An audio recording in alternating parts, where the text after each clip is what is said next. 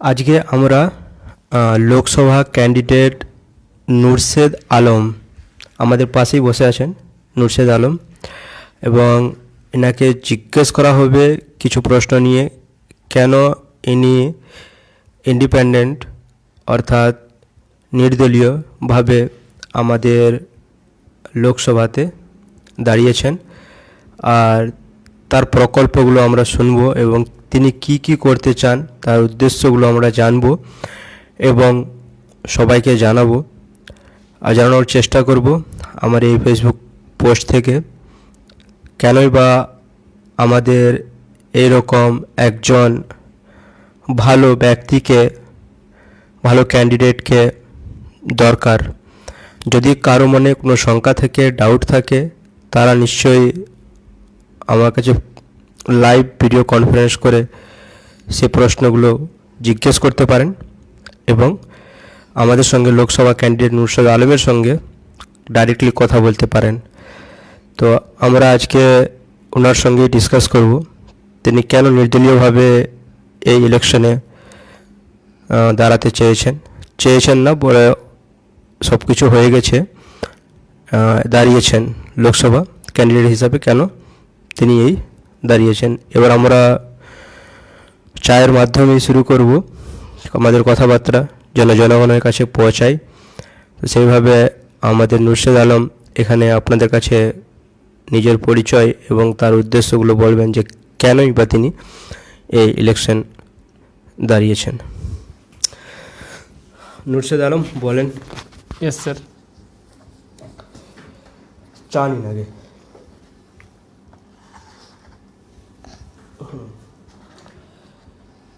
আপনার পলিটিক্যাল পার্টিতে আসার কি উদ্দেশ্য এবং আপনি আপনার পরিচয় প্রথমে দিন সবাইকে। আমি মালদা জেলার হরিশ্চন্দ্রপুর থানার কুশিদা গ্রাম পঞ্চায়েতের বাগমারা গ্রামের স্থায়ী বাসিন্দা। আমি যখন ছোট ছিলাম তখন পলিটিক্যাল পার্টি, রাজনীতি, এইসব বিষয়ে আমি খুব ঘৃণা করতাম, কিন্তু আস্তে আস্তে যখন বড় হই তখন দেখতে পারি দেশ চালানোর জন্য পলিটিক্যাল পার্টিতে আসা বা রাজনীতিতে আসা খুবই দরকার। আমি মনে করি রাজনীতি সমাজসেবার একটা অংশ। আমি 7 বছর বাইরে ছিলাম।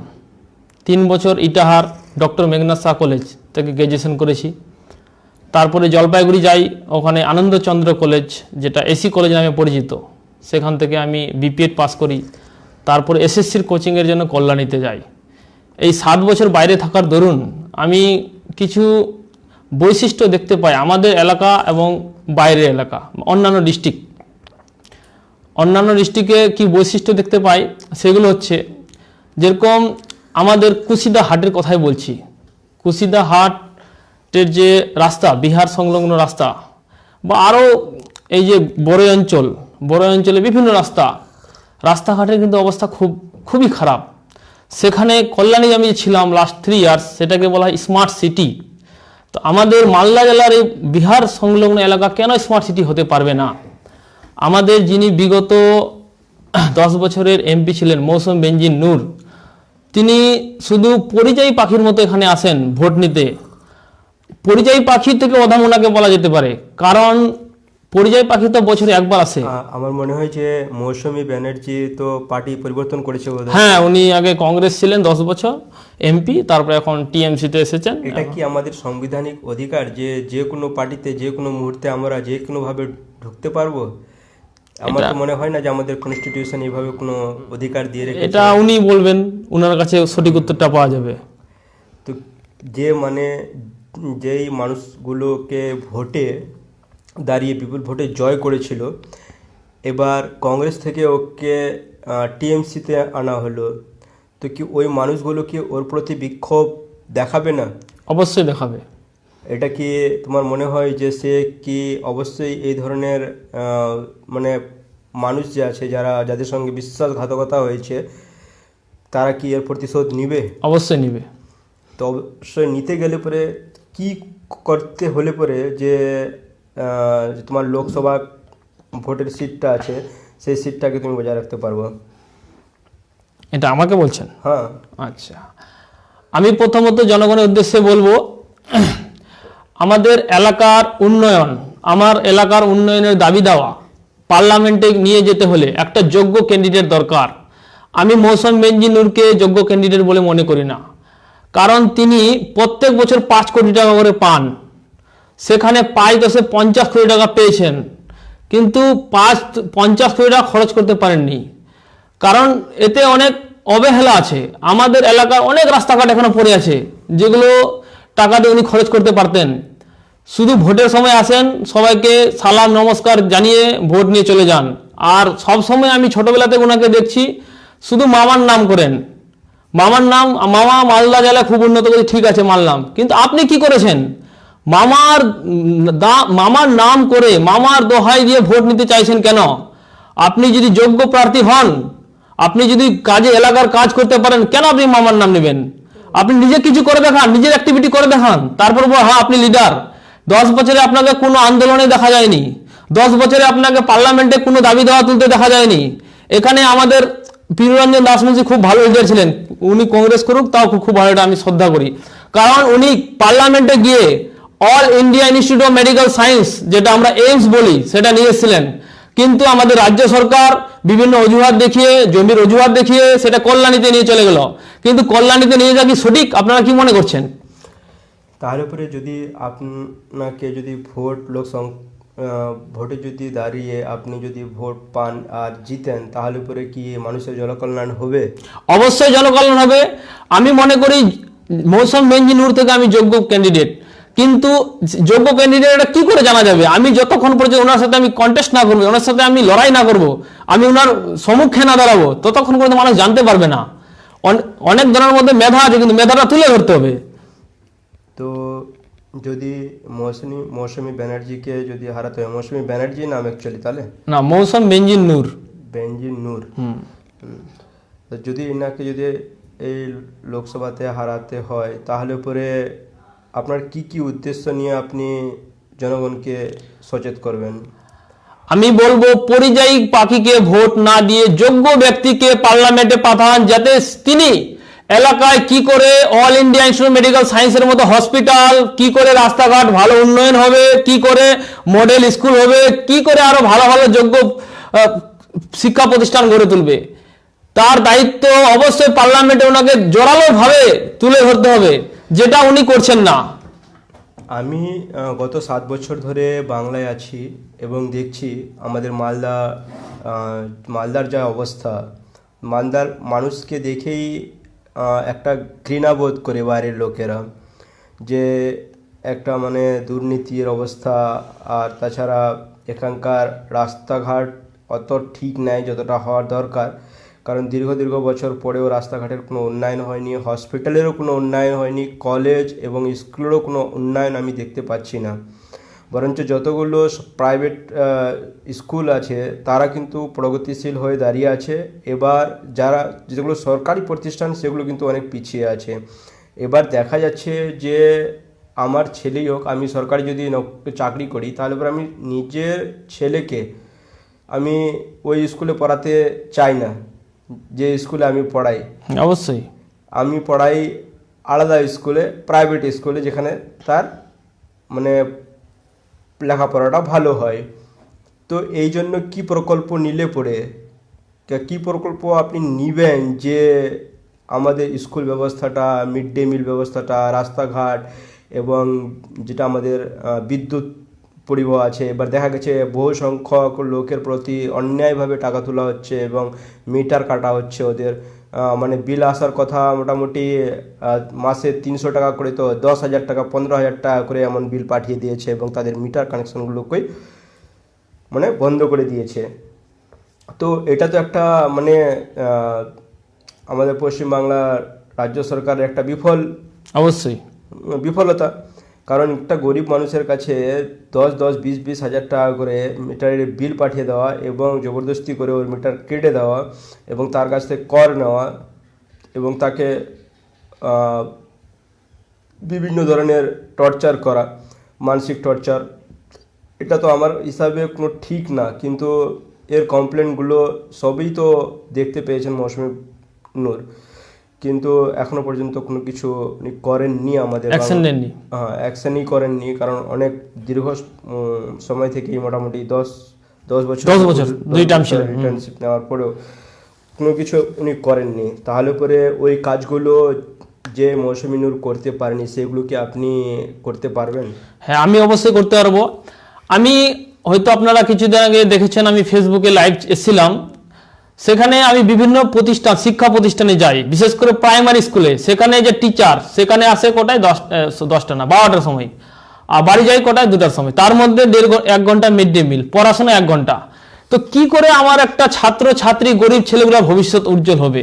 উনি তো এমপি ক্যান্ডিডেট হিসাবে স্কুলে স্কুলে গিয়ে দেখতে পারেন, এবং এই যে টিচারগুলা ঠিকঠাক মতো আসছে না, মাস্টারগুলা ঠিকঠাক মতো আসছে না, সেগুলো তো পার্লামেন্টে গিয়ে উনি বলতে পারেন যে আমরা যে সর্বশিক্ষা অভিযান চালাচ্ছি সেই টাকাটা বিফলে যাচ্ছে, কারণ টিচার মহাশয়রা ঠিকঠাক সময় আসছে না। উনি যদি বিভিন্ন এলাকায় গিয়ে জনসচেতন করেন বা সমাবেশ করেন, তাহলে অবশ্যই এটা নিবারণ করা সম্ভব হতো। দ্বিতীয় নম্বর পয়েন্টে আসি আমি বিদ্যুতে।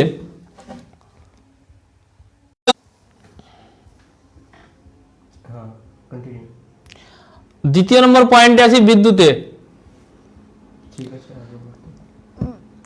আচ্ছা, হ্যাঁ, আমিও দেখেছি একটা গরিব মানুষের 10,000 টাকা বিল, মানে ভুতুরে বিল, মানে এর কোনো মানে মতলব নাই। তো যেই কেসগুলো হচ্ছে, এই কেসগুলোকে নিয়ে যদি উনি পার্লামেন্টে যে বিদ্যুৎ মন্ত্রী আছে উনার সাথে যোগাযোগ করে, বিভিন্ন বিদ্যুৎ কোম্পানিগুলোর সাথে যোগাযোগ করে একটা সুরাহা করতে পারতেন, তাহলে খুব সুবিধা হতো আমার মনে হয়। তারপর আমাদের যে এখানকার রেশন কার্ডগুলো আছে, যেগুলো ডিজিটাল, যাদের রেশন কার্ড ডিজিটাল এখনো পর্যন্ত হয়নি, তাদের কিন্তু মাল বন্ধ করে দেওয়া হয়েছে। হ্যাঁ হ্যাঁ, শুনেছি। তো ওদের মালপত্রগুলো বন্ধ করে দেওয়া হয়েছে এবং ওদের রাশনও দেওয়া হচ্ছে না আমার মনে হয়। দেওয়া হচ্ছে না। তো অনেক সংখ্যক এমন আছে যাদের রেশন কার্ড এসেছে, কিন্তু ডিজিটাল রেশন কার্ড আসার পর তাদের নামও ভুল হয়েছে, অনেক অনেক অনেক নাম ভুল হয়েছে। আমারই 6 জনের ফ্যামিলি, 6 জনের নামই বিভিন্ন ধরনের। তো এর নিয়েও কোনো প্রকল্প আমি দেখতে পাইনি যে রেশন কার্ডগুলোকে কীভাবে ঠিক করা হবে, এবং যাদের রেশন এখনও পর্যন্ত ঢুকছে না কীভাবে তাদেরকে ঠিকভাবে রেশনগুলো দেওয়া যাবে, সেটা নিয়ে কি বলতে চান আপনি? রেশন কার্ড যেটা ভুল হচ্ছে, এটা খুব মানে খারাপ পদক্ষেপ, কারণ অনেকের রেশন কার্ড এখনো পুরনো রেশন কার্ড দিয়ে মাল দিচ্ছে না। যদি রেশন কার্ড দিয়ে, পুরনো রেশন কার্ড দিয়ে মাল না দেয়, তাহলে তো প্রাপ্য যে অধিকার থেকে বঞ্চিত হচ্ছে। ওই জন্য আমি মনে করবো পুরনো রেশন কার্ড যতক্ষণ পর্যন্ত নতুন ডিজিটাল রেশন কার্ড না আসে সবার হাতে, ততক্ষণ পর্যন্ত পুরনো রেশন কার্ড দিয়ে মাল দেওয়া উচিত। তো আপনার লোকেশন হচ্ছে, আপনার বিধানসভা হলো মালদাটা, আমার মনে হয় আপনার বিধানসভা হলো। সরি, মধ্যে মধ্যে ডিস্টারবেন্স হচ্ছে, কারণ কল আসছে এবং তো ওই জন্য একটু প্রবলেম হচ্ছে, তার জন্য আমরা ক্ষমা প্রার্থী। এবং লাইভ ব্রডকাস্ট আমরা করছি আর করতে থাকবো রীতিমতো। তো পুরনো মালদা লোকসভা থেকে নুরশেদ আলম, পুরনো মালদা না, পুরনো ওল্ড মালদা না, উত্তর মালদা থেকে দাঁড়িয়েছেন ইনি নির্দল প্রার্থী হিসাবে। তো আপনাদের কি বক্তব্য এবং কি কি বিষয় নিয়ে আপনারা এনাকে একটা সন্দেশ দিতে চান যে ইনি একটু ভালো কাজ করেন, যদি আপনারা কমেন্ট করেন কিংবা ঠিকভাবে একটা গাইড করেন, কারণ ইনি তো এখন একটা নতুন ক্যান্ডিডেট, নতুন চেহারা।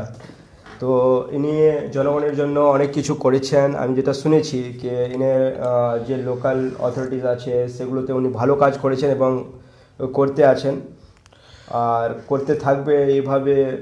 আমাদেরকে ইনি জানিয়েছেন যে আমি যদি এবার ইলেকশন জিতি, তাহলে পরে আমি পার্লামেন্টে আমি এই বক্তব্যগুলোকে উঠাবো এবং আমি আপনাদের আশীর্বাদে এবং দোয়াতে আগে বাড়তে চাই। কিন্তু যদি এবার আমরা দেখা যায় যে একজন ভালো ক্যান্ডিডেটকে যদি না দিয়ে আমরা ওনাদেরকে যদি ভালোভাবে না করি, তো তাহলে পরে একজন যোগ্য ব্যক্তি অযোগ্য হয়ে দাঁড়াবে। আর সেই আমাদের যে ছোটো মোটো সমস্যাগুলো আমাদের নিয়ে, যেমন ওষুধ হয়ে গেল, তাছাড়া আমাদের রাস্তাঘাট হয়ে গেল, এবং দেখা গেছে যে দীর্ঘ মানে 15-20 বছর পর্যন্ত একটা প্রকল্প শুরু হয়েছিল, জানো কি, জলের, যে বাড়ি বাড়ি জল দেওয়া হবে, পৌঁছানো হবে। কিন্তু বাড়ি বাড়ি তো না, রাস্তা এখানে শুধুমাত্র আমি দেখতে পাচ্ছি কুশিদাতেই কয়েকটা ট্যাঙ্কি বসানো হয়েছে, আর সেটাতেও কিন্তু জল কিন্তু রীতিমতো সময় আসে না। এবার যেটা আমাদের প্রকল্প ছিল যে না, বাড়ি বাড়িতে গিয়ে জল দেওয়া হোক,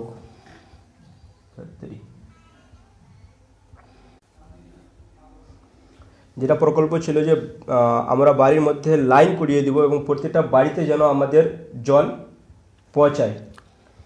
তিনি তো টিএমসি করতেন, মকিতুল ইসলাম।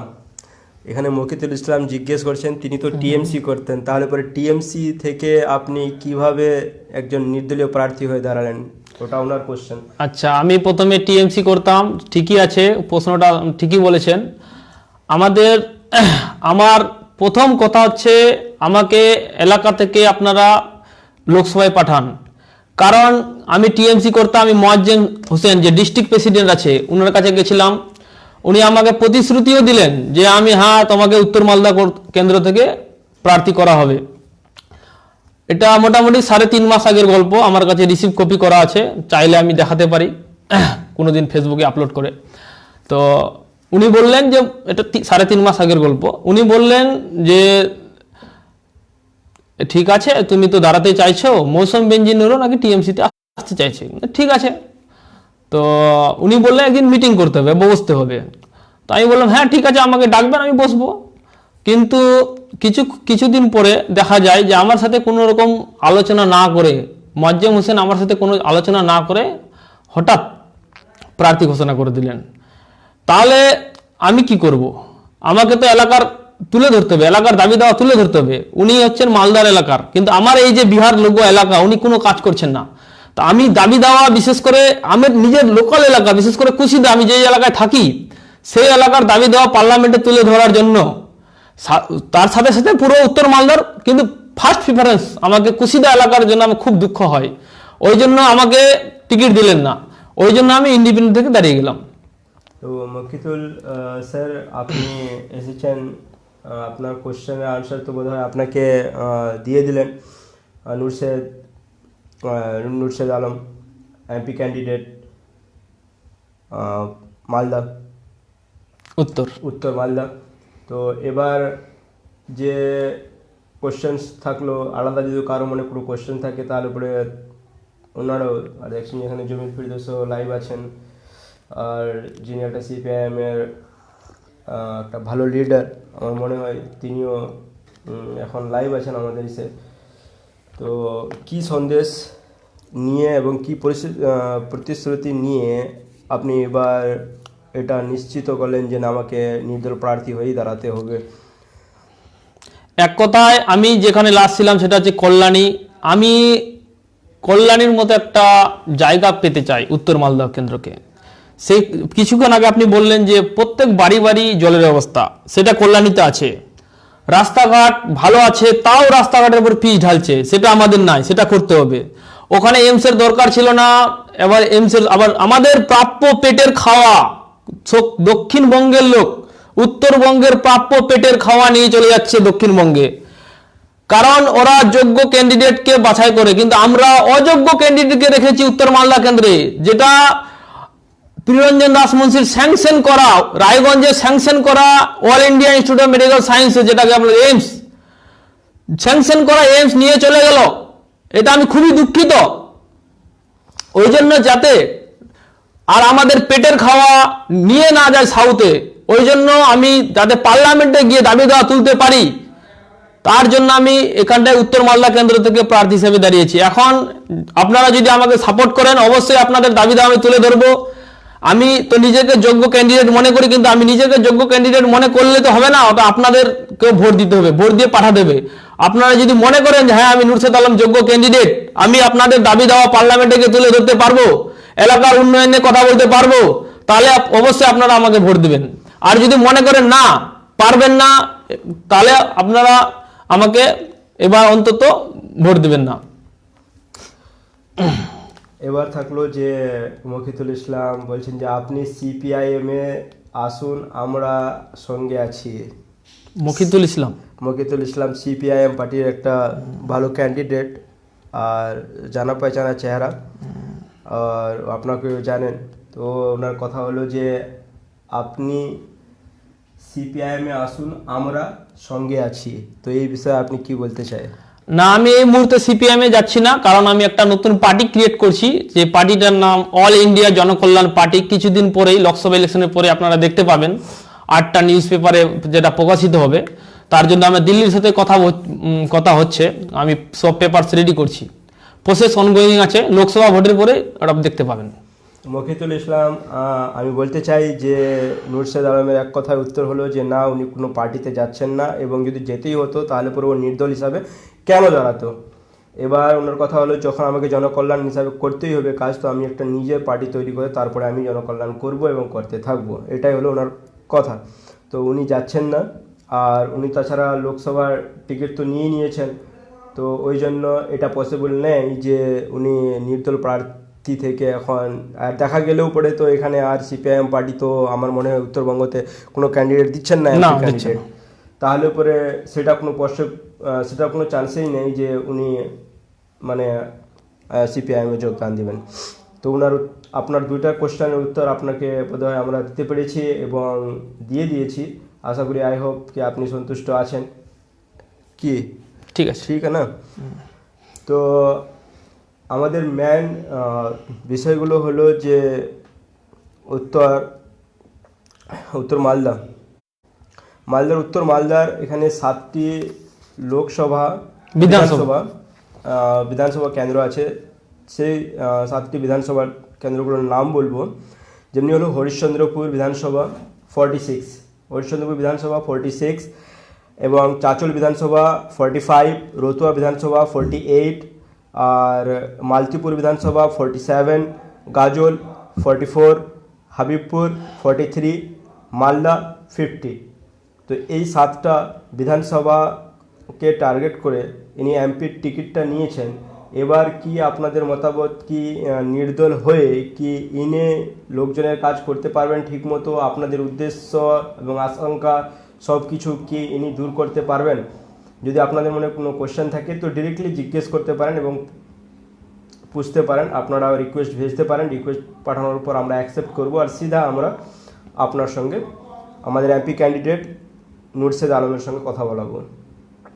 তো আমরা চাই যে আপনারা আসুন, আর আপনার যে দাবি দাওয়াগুলো আছে সেই দাবি দাওয়াগুলো নিয়ে আপনি নুরশেদ আলমের সঙ্গে ডাইরেক্ট লাইভ কথা বলতে পারেন। তো নুরশেদ আলম, এটা তো হলো আমাদের হরিশ্চন্দ্রপুরের এলাকার যেটা বিস্তারিত ব্যবস্থা বলা হলো। চাচলও ঠিক উন্নয়ন করেনি। চাচলে আমাদের আসিফ মেহমুদ অকর্মণ্য এমএলএ, এনার সঙ্গে আমার মিটিংও হয়েছে, কিন্তু যখন বন্যা হয়, ফ্লাডে হয়, তো আমি এনাকে জিজ্ঞেস করি যে আপনি ফ্লাডে তো এসেছেন, এবার ফ্লাডে আসার পর, কারণ 2017 যে ফ্লাডটা হয়েছিল 15 আগস্টে,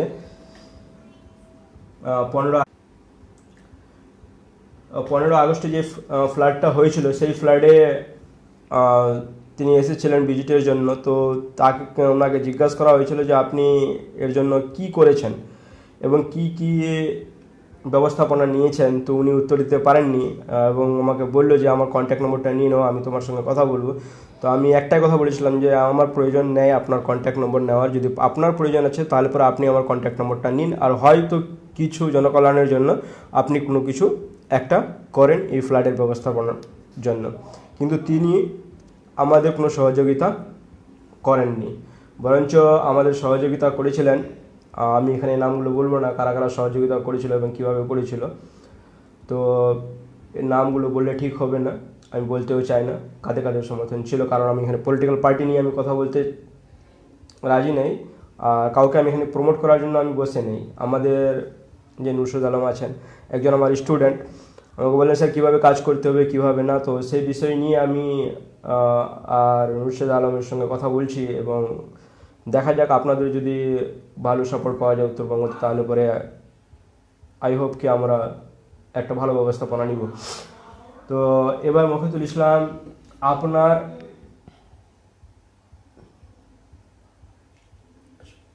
সিম্বল কি?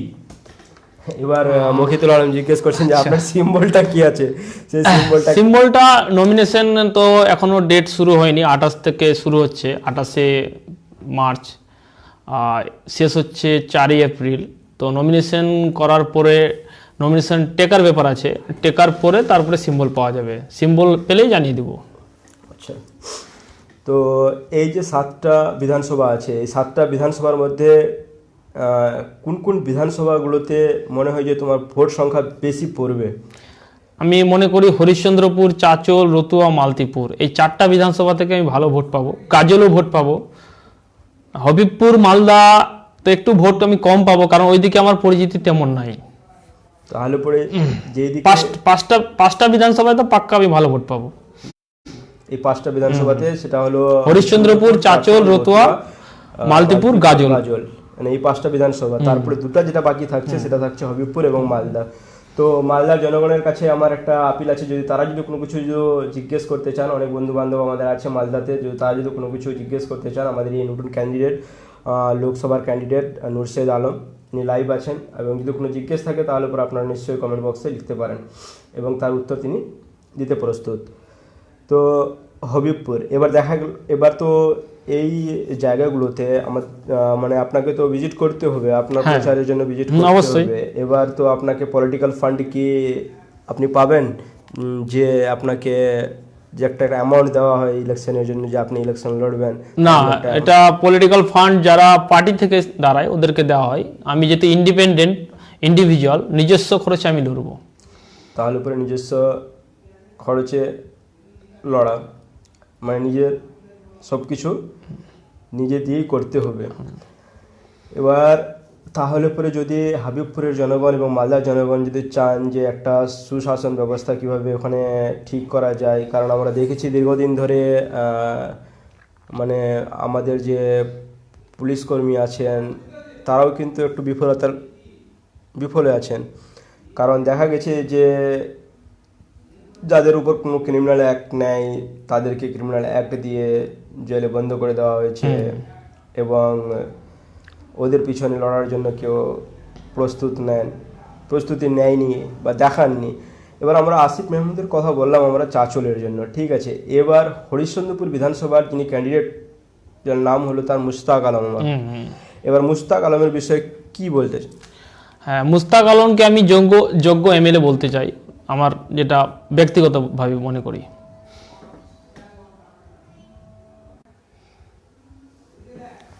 তো ইনি বলতে চান যে মুশতাক আলম একটা যোগ্য ব্যক্তি।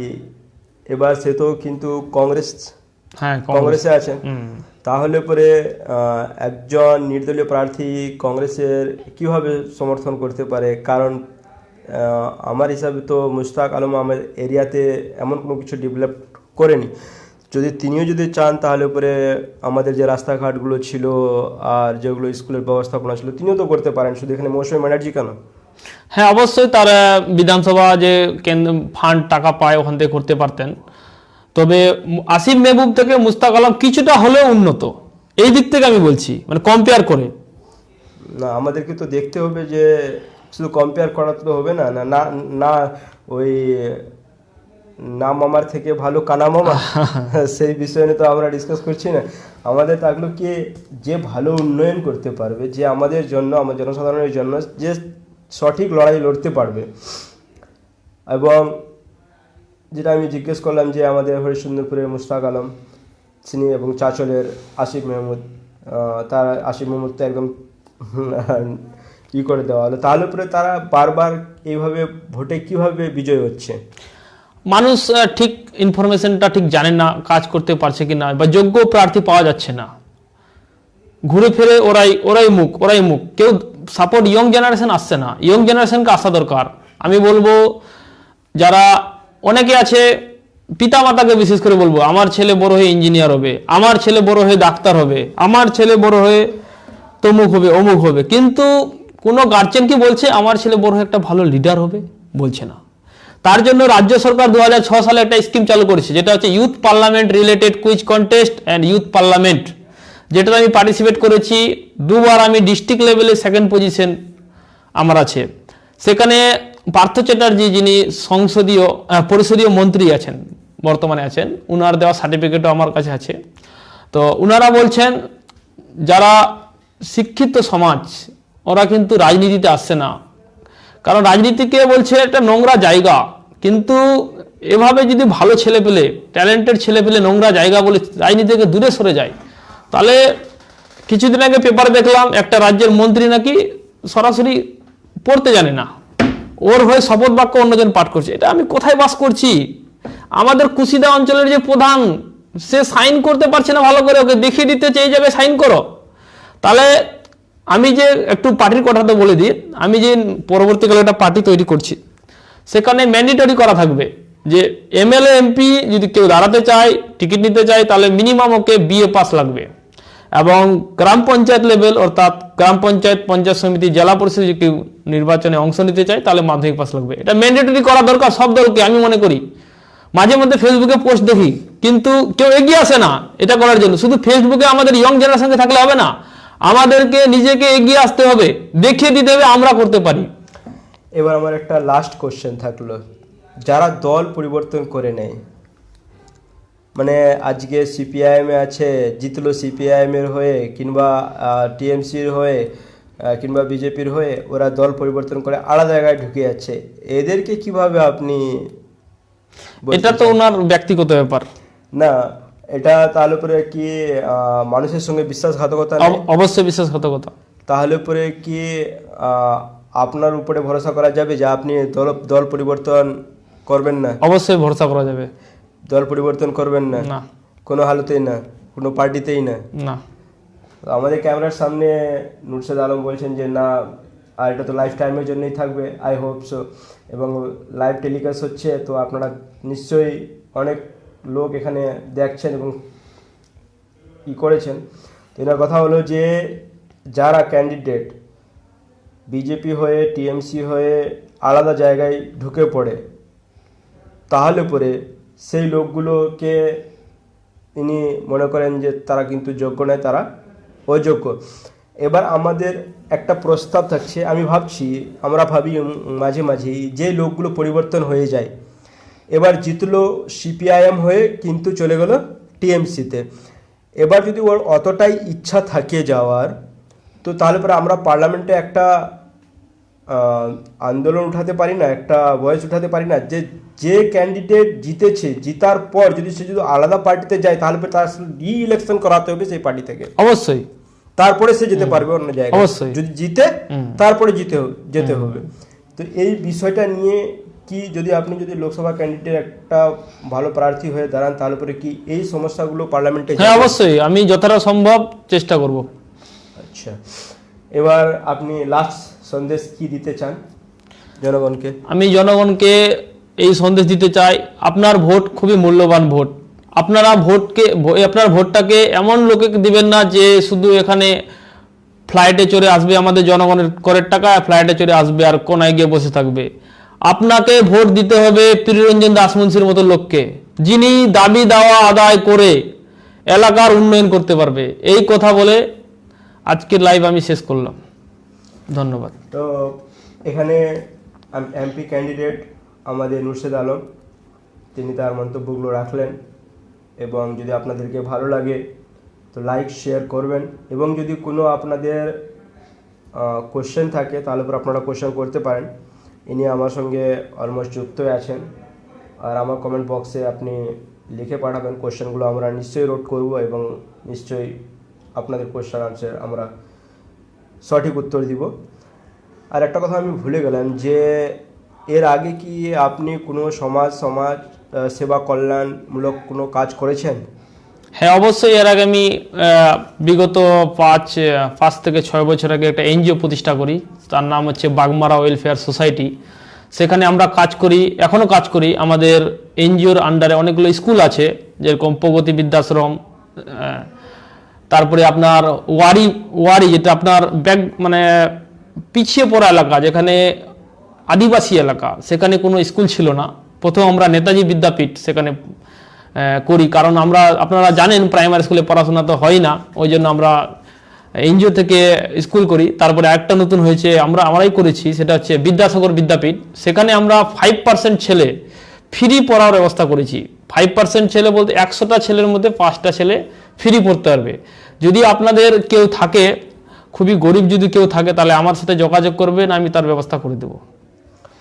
এবার আর একটা কোশ্চেন, এটা লাস্ট কোশ্চেন করেই ছেড়ে দেবো, তারপরে আগামী যখন মিটিং হবে তখন আবার নতুন নতুন কোশ্চেন্স আসবে আমাদের সামনে, এবং তখন আমরা ডিসকাস করবো ওই কোশ্চেন্সগুলো নিয়ে, এবং জনগণের সঙ্গে আমরা সেগুলো ডিসকাস করব। তো লাস্ট কোশ্চেন্স হলো আমার যে একটা মিড ডে মিল ছিল, মিড ডে মিলটা তো আমার মনে হয় না যে হাই স্কুলে আমি গেছিলাম, এবার তো হাই স্কুলে কী হলো যে মিড ডে মিলটা স্টার্ট আপ হচ্ছে, ওখানে কিন্তু ঠিকমতো মিড ডে মিল দেওয়াই হয় না। যে মিড ডে মিলটা প্রাপ্ত, যেমনি করে একটা ডিম আছে, প্রতিদিনের যেটা রুটিন আছে, ওই হিসাবে ওদের কিন্তু খাদ্য দেওয়া হয়নি। অনেক স্টুডেন্ট আমার কাছে এসেছেন, স্যার আপনি একটু দেখেন এই ব্যবস্থাপনাকে কী করে আমরা ঠিক করতে পারি।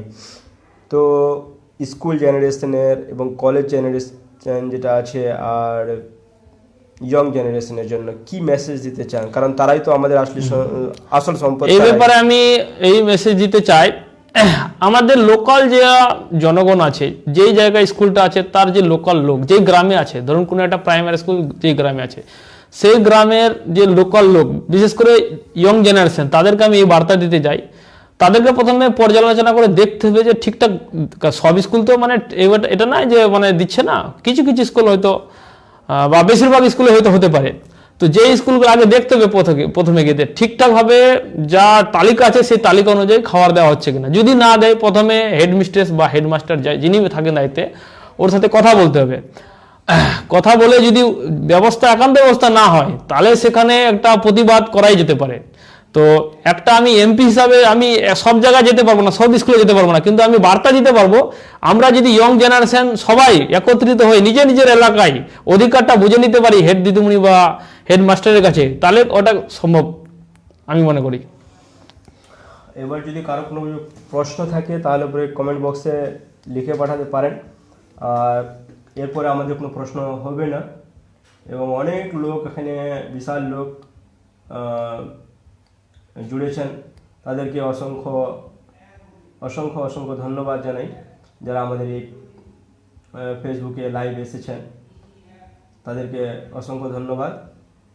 এবং আমরা অতি তাড়াতাড়ি এবং শীঘ্রই এই মিটিংটা শেষ করব, ইন্টারভিউ শেষ করার পর আবার যদি আমাদেরকে সময় দেন আমাদের এমপি ক্যান্ডিডেট মুর্শেদ আলম, তাহলে পরে আবার আমরা লাইভ ডিসকাশনে আসবো। এবং যদি আপনাদেরকে ভালো লাগে এই প্রোগ্রামটা, তাহলে পরে আপনারা নিশ্চয়ই লাইক, কমেন্ট এবং শেয়ার করে আমাদেরকে জানাবেন, যেন আমরা এইভাবে আরও বিভিন্ন ধরনের লোকেদের কাছে, এমপি ক্যান্ডিডেটদের কাছে গিয়ে ওদের কাছে আমরা সবগুলো রিপোর্টগুলো নিতে পারি, এবং আপনাদের কাছে ওই সেইগুলো কাজ প্রকল্প নিয়ে তুলে ধরতে পারি। কিংবা আমাদের হরিশ্চন্দ্রপুরের মুশতাক আলম হোক না কেন, কিংবা চাচুর ক্যান্ডিডেট কি নাম, আসিফ মেহবুব হোক না কেন, আমরা ওনারও কাছে গিয়ে এই কোয়েশ্চেনগুলো রাখবো যে আপনি এত বছর ধরে এখানে থাকলেন এবং এর জন্য, প্রগতির জন্য আপনি কি কি করেছেন এবং কেনই বা আপনি করতে পারেননি। তো সেগুলো সমস্যাগুলো আমরা তুলে ধরবো এবং প্রত্যেকটা এমএলএ এবং এমপির কাছে আমরা যাওয়ার চেষ্টা করব। এবং যারা আমাদের সঙ্গে যুক্ত হতে চান কিংবা ইন্টারভিউ দিতে চান, তারা আসতে পারে আমাদের সঙ্গে, এবং তাদের জন্য একটা নির্দিষ্ট সময় নিয়ে তাদের সঙ্গে একটা লাইভ ইন্টারভিউ করা হবে। সেই ইন্টারভিউতে যাদের যেটা বক্তব্য থাকবে তারা সেই মন্তব্যটা লিখে দিবেন। কিন্তু আপনাদের সাহারা ছাড়া আমাদের এই চ্যানেল, আমার একটা চ্যানেল আছে, ইউটিউব চ্যানেল, সেই চ্যানেলটা আমরা শেয়ার করব, এবং সেই চ্যানেলের মধ্যেও আমরা এটাকে পাবলিসাইজ করব, এবং এই চ্যানেলের মধ্যে আমাদের ভিডিওগুলো শেয়ার হবে, সব কিছু শেয়ার হবে। সেখানেও আপনারা দেখতে পাবেন, ইনস্টাগ্রামেও দেখতে পাবেন, টুইটারেও দেখতে পাবেন, এবং বিভিন্ন জায়গায় আমাদের এই পোস্টগুলো আপনারা দেখতে পাবেন। এমনকি ওয়েবসাইটেও আপনি যদি দেখেন তাহলে পরে এই ইন্টারভিউগুলো আপনারা দেখতে পাবেন। এবং আপনাদেরকেই ডিসিশন নিতে হবে কি আপনারা কিভাবে ক্যান্ডিডেট চান এবং কিভাবে আপনারা কাকে দাঁড়িয়ে সফলতা অর্জন করাবেন, কারণ আপনাদের ভোটটা হচ্ছে মূল্যবান ভোট। তো আমাদের আজকের মিটিং এখান থেকেই আমরা ক্লোজ করছি, আর মোটামুটি রাত্রি 9টা হয়ে গেছে, এবং আপনাদের লাইভ জোড়ার জন্য অনেকজন লাইভ জুড়েছেন, ওদেরকে অসংখ্য অসংখ্য অসংখ্য ধন্যবাদ। এবং ওনাদের আজকের রাত এবং আগামী দিনগুলো যেন ঠিকভাবে কাটে এবং ভালোভাবে থাকেন, আমাদের এটা দীর্ঘ বিশ্বাস তারা যেন ভালোভাবে থাকবেন এবং নিশ্চয়ই নিশ্চয়ই নিশ্চয়ই একটা সঠিক সিদ্ধান্ত নিয়ে আমাদের যে এমপি ক্যান্ডিডেটগুলো আছে তাদেরকে ভোট দিবেন। এবং আমাদের এই আজকের চর্চা এখান থেকেই শেষ করছি এবং আগামী চর্চা আমরা শুরু করার আগেই আমরা একটা পোস্ট দিয়ে দিব যে কবে আমাদের কার সঙ্গে লাইভ ডিসকাশন হবে। তো থ্যাংক ইউ সো মাচ, আপনারা ভালো থাকুন। আপনি কিছু বলবেন? না, আর আমার কোনো বক্তব্য নাই। যে বক্তব্যগুলো ছিল ইনি বলে দিয়েছেন এবং আমাদের সঙ্গে জুড়ে থাকার জন্য অসংখ্য ধন্যবাদ। তাহলে পরে এবার আমরা এখানে এই বক্তব্যটাকে শেষ করছি এবং আপনাদেরকে যদি ভালো লাগে তো বারংবার একটাই কথা আমি বলবো যে লাইক করবেন। এই প্রোগ্রাম যদি ভালো হয়ে থাকে সেটার জন্য লাইক করবেন, শেয়ার করবেন। আর শেয়ার করে থাকলে পরে আমাদের যে প্রতিনিধি আছেন নুরশেদ আলম এমপি ক্যান্ডিডেট, তাহলে পরে যিনি নির্দলীয় প্রার্থী, যদি এনাকে ভালো লাগে তাহলে পরে এনার জন্য একটা কমেন্ট করবেন। Thank you so much for being watching এবং আমরা আসছি, আবার পুনরায় আসবো।